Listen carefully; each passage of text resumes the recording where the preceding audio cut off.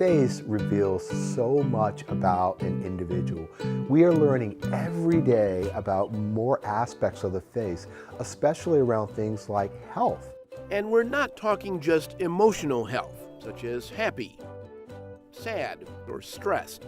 Could the face reveal your age? And AI is going to learn how to recognize gender mostly based on this lip region right under the nose. For age, it's looking at more of the whole face, but it's mostly looking at this area right between the eyes. Researchers in the Face Aging Group at the University of North Carolina, Wilmington have studied the face for more than a decade. Their work is taking facial recognition technology to new levels. So right now it's going to try to detect your face. It's going to feed the face image through the neural networks. So what is it looking at? It's looking at those points, right? This right here, the whole face, okay. And it's saying I am, wow. You're exactly right. The technology involves using a computer to scan a photograph of a face for signs of health and aging. It turns out that unhealthy habits over time, as well as chronic conditions, leave their markers on the face. Take smoking. So now we have a split screen in which we have the non-smoker and the smoker. So we can start to look at areas in which we see difference. So if we look at the eye region itself, we notice that there is a lot of difference here in the eye region, okay? And so developing of crow's feet, ptosis right here of, or sort of drooping of the eyelid and forming of bags under the eyes. These are all part of the smoker face signals. So there is something called a smoker's face. You're right. And so these are the signals that we're picking up on. If we look at the mouth, for example, we see these striations here. These are lines and wrinkles that occur. So the computer maps more than 250 landmark points on the face. It searches each section for shading variations that signal lines, dark spots, drooping, and other age-related changes that indicate how that person is doing compared to others.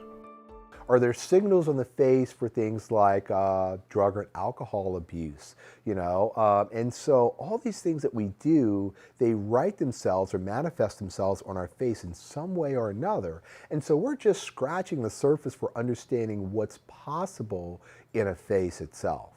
Researchers are already working on the next step. If facial recognition technology and artificial intelligence can analyze your face to know your chronological age, or how old you are from birth, could it also be used to know your biological age, or how old your body thinks it is relative to your health?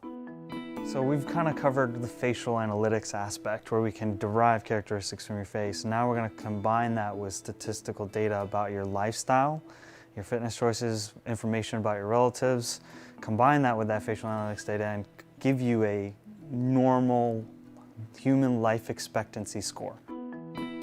Now the technology becomes more personal because you have to factor in things like race and gender and education level and lifestyle and family health history, all things known to affect longevity. Smoker?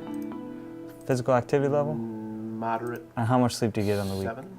It could be a powerful healthcare tool. Your doctor could simply